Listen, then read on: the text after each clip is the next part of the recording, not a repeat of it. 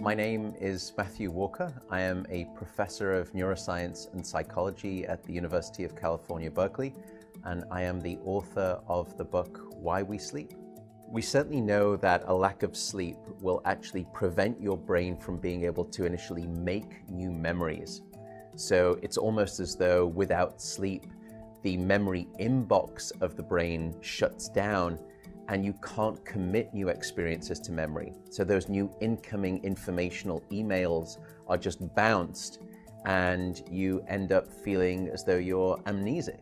You can't essentially make and create those new memories. We also know that a lack of sleep will lead to an increased development of a toxic protein in the brain that is called beta amyloid, and that is associated with Alzheimer's disease, because it is during deep sleep at night when a sewage system within the brain actually kicks into high gear and it starts to wash away this toxic protein, beta amyloid.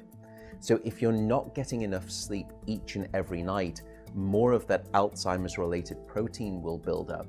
The more protein that builds up, the greater your risk of going on to develop dementia in later life.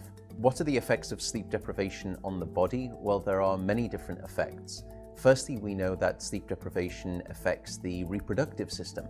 We know that men who are sleeping just 5 to 6 hours a night have a level of testosterone which is that of someone 10 years their senior. So a lack of sleep will age you by almost a decade in terms of that aspect of virility and wellness. We also know that a lack of sleep impacts your immune system. So after just one night of 4 to 5 hours of sleep, there is a 70% reduction in critical anti-cancer fighting immune cells called natural killer cells. And that's the reason that we know that short sleep duration predicts your risk for developing numerous forms of cancer. And that list currently includes cancer of the bowel, cancer of the prostate, as well as cancer of the breast. In fact, the link between a lack of sleep and cancer is now so strong that recently the World Health Organization decided to classify any form of nighttime shift work as a probable carcinogen. So in other words, jobs that may induce cancer because of a disruption of your sleep-wake rhythms. We also know that a lack of sleep impacts your cardiovascular system, because it is during deep sleep at night that you receive this most wonderful form of effectively blood pressure medication. Your heart rate drops, your blood pressure goes down. If you're not getting sufficient sleep, you're not getting that reboot of the cardiovascular system. So your blood pressure rises.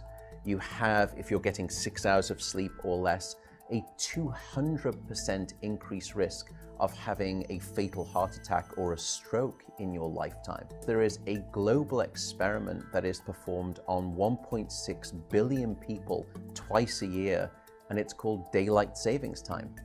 And we know that in the spring, when we lose 1 hour of sleep, we see a subsequent 24% increase in heart attacks the following day. Another question perhaps is, what is the recycle rate of a human being? How long can we actually last without sleep before we start to see declines in your brain function or even impairments within your body? And the answer seems to be about 16 hours of wakefulness. Once you get past 16 hours of being awake, that's when we start to see mental deterioration and physiological deterioration in the body.